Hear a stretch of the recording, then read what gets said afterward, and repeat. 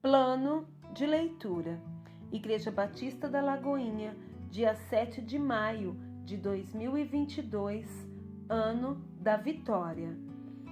Atos, capítulo 16, versículo 16 ao versículo 34. Enquanto Paulo os esperava em Atenas, o seu espírito se revoltava em face da idolatria dominante na cidade. Por isso, dissertava na sinagoga entre os judeus e os gentios piedosos, também na praça, todos os dias, entre os que se encontravam ali. E alguns dos filósofos, epicureus e estoicos, contendiam com ele, havendo quem perguntasse: que quer dizer esse tagarela? E outros: parece pregador de estranhos deuses, pois pregava a Jesus e a ressurreição. Então, tomando-o consigo, o levaram ao Areópago, dizendo: poderemos saber que nova doutrina é essa que ensinas? Posto que nos trazes aos ouvidos coisas estranhas, queremos saber o que vem a ser isso. Pois todos os de Atenas e os estrangeiros residentes de outra coisa não cuidavam senão dizer ou ouvir as últimas novidades. Então Paulo, levantando-se no meio do Areópago, disse: Senhores atenienses, em tudo vos vejo acentuadamente religiosos, porque, passando e observando os objetos de vosso culto, encontrei também um altar no qual está escrito ao Deus desconhecido. Pois esse que adorais sem conhecer é precisamente aquele que eu vos anuncio.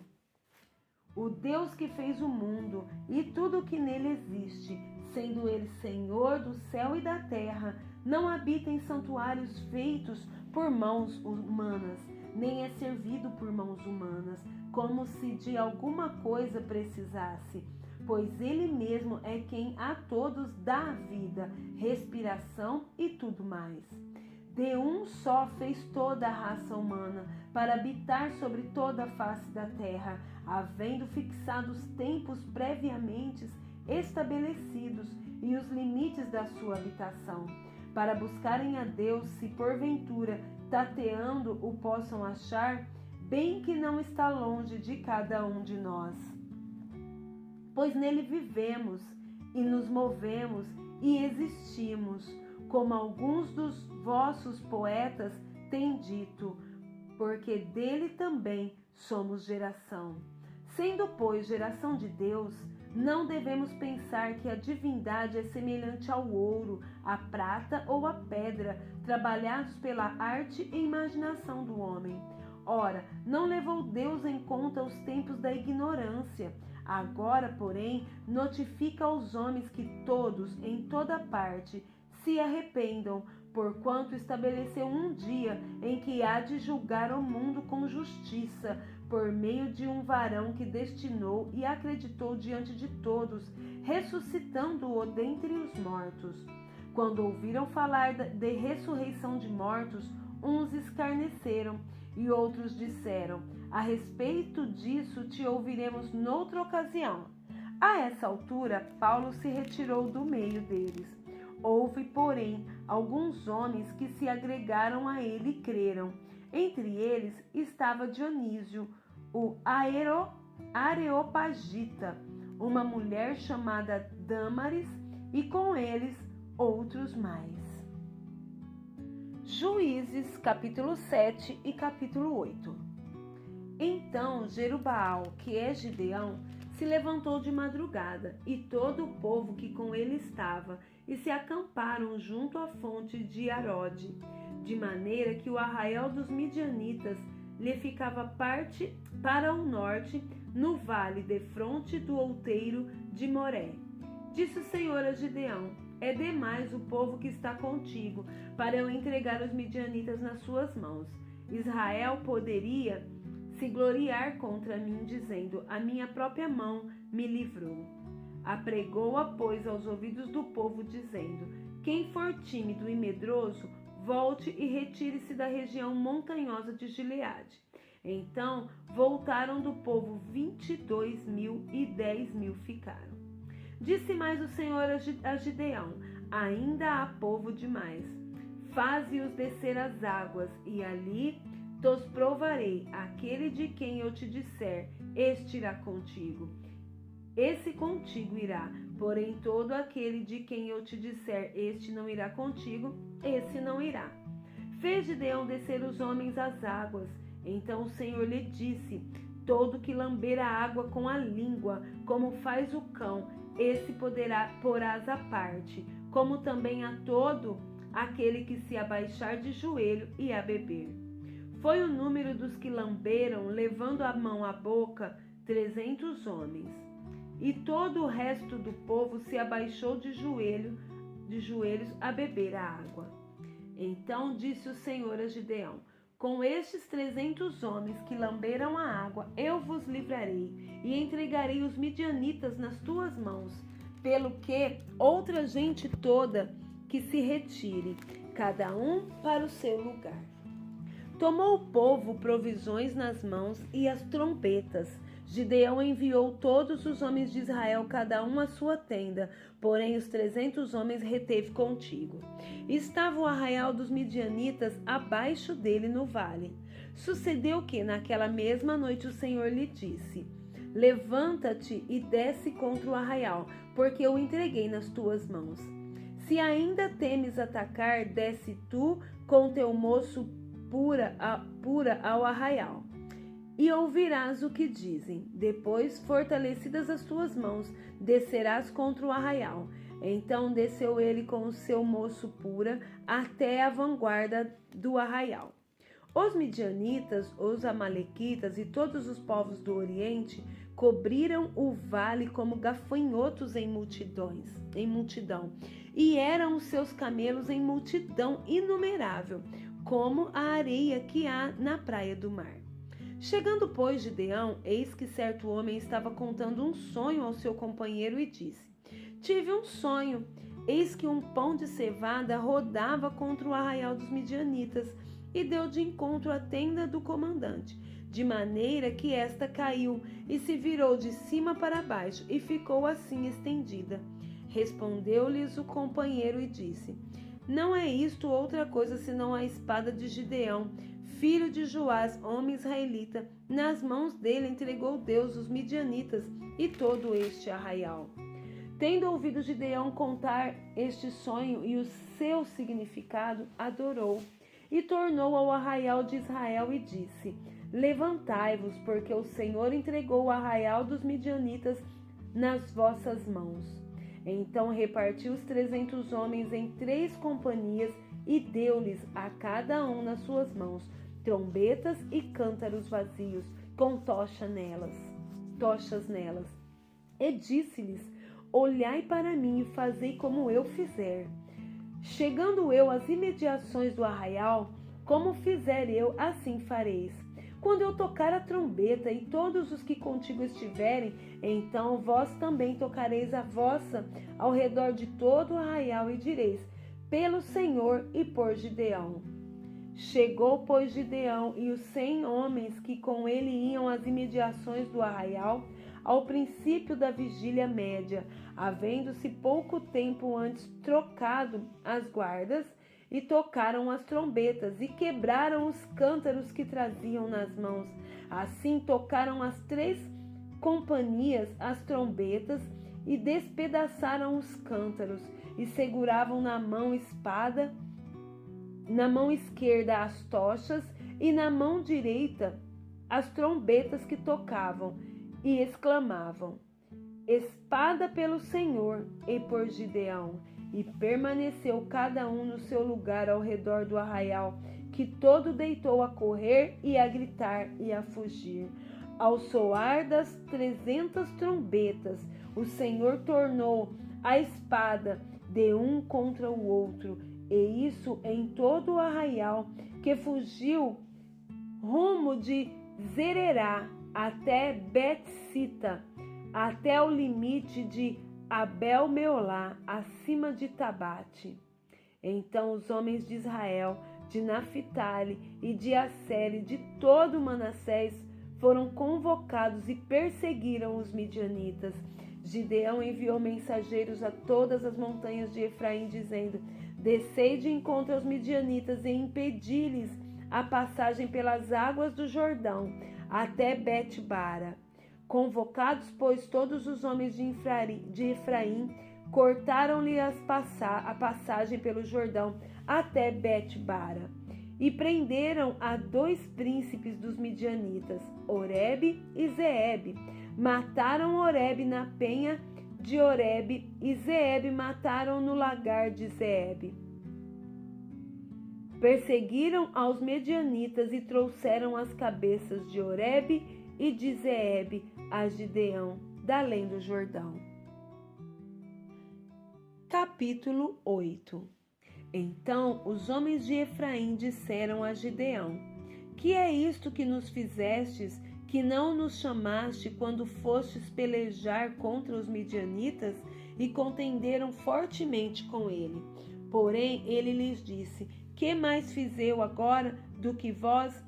Não são porventura os rabiscos de Efraim melhores do que a vindima de Abiezer?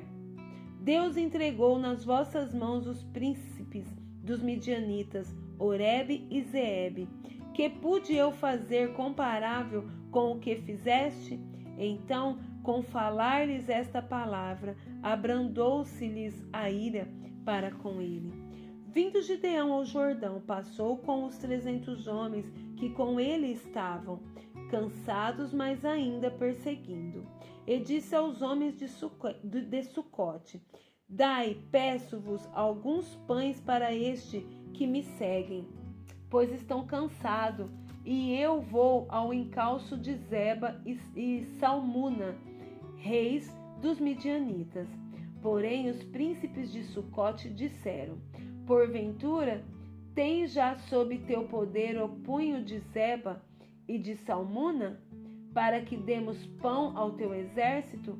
Então disse Gideão: por isso, quando o Senhor entregar nas minhas mãos Zeba e Salmuna, trilharei a vossa carne com os espinhos do deserto e com os abrolhos. Dali subiu a Penuel e de igual modo falou aos seus homens. Estes de Penuel lhes responderam como os homens de Sucote lhe haviam respondido. Pelo que também falou aos homens de Penuel, dizendo: quando eu voltar em paz, derribarei esta torre. Estavam, pois, Zeba e Salmuna em Carcor, e os seus exércitos, com eles uns 15.000 homens, todos os que restaram do exército de povos do Oriente. E os que caíram foram 120.000 homens que puxavam da espada. Subiu Gideão pelo caminho dos nômades ao oriente de Noba e Joguebeá, e feriu aquele exército que se achava descuidado. Fugiram Zeba e Salmuna, porém ele os perseguiu e prendeu os 2 reis dos midianitas, Zeba e Salmuna, e desbaratou todo o exército. Voltando, pois, Gideão de Joás, filho de Joás, da peleja, pela subida de Heres, deteve a um moço de Sucote e lhe fez perguntas. O moço deu por escrito o nome dos príncipes e anciãos de Sucote, 77 homens. Então veio Gideão aos homens de Sucote e disse: vedes aqui Zeba e Salmuna, a respeito dos quais motejastes de mim, dizendo: porventura tens tu já sob o teu poder o punho de Zeba e Salmuna, para que demos pães aos teus homens cansados? E tomou os anciãos da cidade e espinhos do deserto e abrolhos, e com eles deu severa lição aos homens de Sucote. Derribou a torre de Penuel e matou os homens da cidade. Depois disse a Zeba e a Salmuna: que homens eram os que mataste em Tabor? Responderam: como tu és, assim eram eles. Cada um se assemelhava a filho de rei. Então disse ele: eram meus irmãos, filhos de minha mãe. Tão certo como vive o Senhor, se os tivesseis deixado com vida, eu não vos mataria a vós outros. E disse a Jéter, seu primogênito: dispõe-te e mata-os. Porém o moço não arrancou da sua espada, porque temia, porquanto ainda era jovem. Então disseram Zeba e Salmuna: levanta-te e arremete contra nós, porque qual o homem, tal a sua valentia? Dispôs-se, pois, Gideão e matou a Zeba e a Salmuna, e tomou os ornamentos em forma de meia-lua que estavam no pescoço dos seus camelos. Então os homens de Israel disseram a Gideão: domina sobre nós, tanto tu como teu filho e o filho de teu filho, porque nos livraste do poder dos midianitas. Porém Gideão lhes disse: não dominarei sobre vós, nem tampouco meu filho dominará sobre vós, o Senhor vos dominará. Disse-lhe mais Gideão: um pedido vos farei, dai-me vós cada um as argolas do seu despojo, porque tinham argolas de ouro, pois eram ismaelitas. Disseram eles: de bom grado as daremos. E estenderam uma capa, e cada um deles deitou ali uma argola do seu despojo. O peso das argolas de ouro que pediu foram 1.700 siclos de ouro, afora os ornamentos em forma de meia-lua, as arrecadadas e as vestes de púrpura que traziam os reis dos midianitas, e afora os ornamentos que os camelos traziam ao pescoço. Desse peso fez Gideão uma estola sacerdotal e a pôs na sua cidade em Ofra, e todo o Israel se prostituiu ali após ela. A estola veio a ser um laço a Gideão e a sua casa. Assim foram abatidos os midianitas diante dos filhos de Israel, e nunca mais levantaram a cabeça, e ficou a terra em paz durante 40 anos nos dias de Gideão. Retirou-se Jerubaal, filho de Joás, e habitou em sua casa. Teve Gideão 70 filhos, todos provindos dele, porque tinha muitas mulheres. A sua concubina, que estava em Siquém, lhe deu também à luz um filho, e ele lhe pôs por nome Abimeleque. Faleceu Gideão, filho de Joás, em boa velhice, e foi sepultado no sepulcro de Joás, seu pai, em Ofra dos Abiesrita. Morto Gideão, tornaram a prostituir-se os filhos de Israel após os Baalins, e puseram Baal-Berite por Deus. Os filhos de Israel não se lembraram do Senhor, seu Deus, que os livrara do poder de todos os seus inimigos ao redor, nem usaram de benevolência com a casa de Jerubaal, a saber, Gideão, segundo todo o bem que ele fizera a Israel. Jó, capítulo 37. Sobre isto treme também o meu coração e salta do seu lugar. Dai ouvidos ao trovão de Deus, estrondo que sai da sua boca. Ele o solta por debaixo de todos os céus, e o seu relâmpago até os confins da terra. Depois deste, ruge a sua voz, troveja com o estrondo da sua majestade, e já ele não retém o relâmpago quando lhe ouvem a voz. Com a sua voz troveja Deus maravilhosamente, faz grandes coisas que nós não compreendemos, porque ele diz à neve: cai sobre a terra, e à chuva e ao aguaceiro, sede fortes. Assim torna ele inativa as mãos de todos os homens, para que reconheçam as obras dele. E as alimárias entram nos seus esconderijos e ficam nas suas cavernas. De suas recâmaras sai o pé de vento, e dos ventos do norte o frio. Pelo sopro de Deus se dá a geada, e as largas águas se congelam. Também de umidade carrega as densas nuvens, nuvens que espargem os relâmpagos. Então elas, segundo o rumo que ele dá, se espalham para uma e outra direção, para fazerem tudo o que lhes ordena sobre a redondeza da terra. E tudo isso faz ele vir para disciplina, se convém à terra ou para exercer a sua misericórdia. Inclina Jó os ouvidos a isso, para e considera as maravilhas de Deus. Porventura, sabes tu como Deus opera e como faz resplandecer o relâmpago na sua nuvem? Tu tens notícia do equilíbrio das nuvens e das maravilhas daquele que é perfeito em conhecimento? Que faz aquecer as tuas vestes quando há calma sobre a terra por causa do vento sul? Ou estendeste com ele o firmamento, que é sólido como espelho fundido? Ensina-nos o que lhe diremos, porque nós, envoltos em trevas, nada lhe podemos expor. Contar-lhe-ia alguém o que tenho dito? Seria isto desejar o homem ser devorado? Eis que o homem não pode olhar para o sol que brilha no céu, uma vez passado o vento que o deixa limpo. Do norte vem o áureo resplendor, pois Deus está cercado de tremenda majestade. Ao Todo-Poderoso não o podemos alcançar.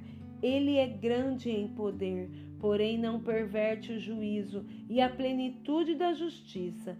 Por isso os homens o temem. Ele não olha para os que se julgam sábios.